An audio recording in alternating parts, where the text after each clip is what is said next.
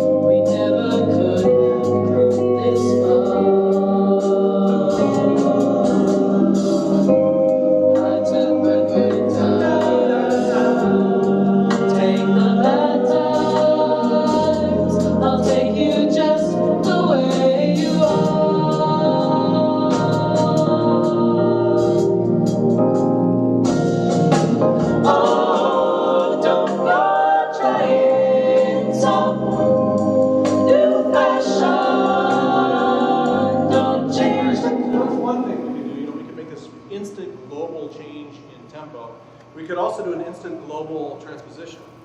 Hey Gerhard? Yeah, John. Just for me, because we practiced this once, down a half step sounded horrible. Can you try up a half step? Maybe up is actually the answer. E. It'll help the ladies out. Key, right? All right, here comes E. But you can see how easily done it is, right? Very, very fast. Let me let it regenerate the song and we'll be good to go. We'll start from the same place. Okay, here we go.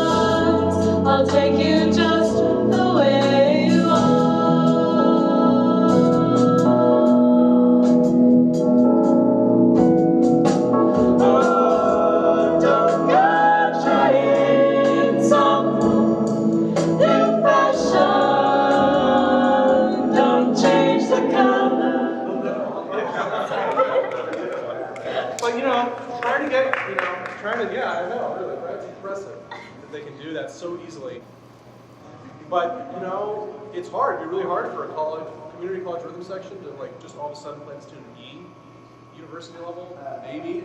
You know, it's hard, you know. So it's nice to be able to do this instantly for the singers and, you know, also gives the instrumentalists something to strive for. In fact, what I like to do is, in a couple of occasions where I had, you know, a rhythm section player that wouldn't show up, is I would say, let's say I had my bass player that day, fine. I would just mute out the bass part and have the bass player play along. So he had the drums and the piano to play along with. So we have, you know, it would simulate something very, very real, and it'd be good practice for the bass player at the same time. John, you know, I was just thinking about something. There's that little fill that Phil did right here, right? Isn't that the, where did John go? John. Oh, sorry. Hey. Hey, sorry, man. Isn't that that spot where it's originally 2 bars of B sus? Yeah, we cut one. He kind of fills it out, right? Yeah. So let's add a measure in there, just to show you how flexible this program is with respect to format. So you guys are going to repeat these 2 bars this time, right? So we just, you know, I don't know, we rehearsed this with real players and we thought, we kind of like that sus chord with just 1 bar, but what we're going to do is we're going to add a bar in there. Very easy. How many bars do you insert? 1. The undos are not generous in this program. It is Control-Z, but you only get 1 level of it. Insert bar, and if you're a Mac guy like me, then it drives you nuts. Which brings me to another point. This program is about 3 or 4 versions behind on the Macintosh, which is awful. I wish they'd do something to rectify that. Literally that many versions behind. I don't know anybody that's tried using it under Fusion, what's it called, VM Fusionware or Parallels. It's possible that you might be able to use the PC version on a Mac using something like Boot Camp or one of those other applications, but you'd have to ask somebody else. I don't have any experience with that. But when I hit play, we'll regenerate our accompaniment, and I'm going to say from bar 17, and singers can just wait and listen for now. You'll see that we're going to have an extra bar here of that sus. You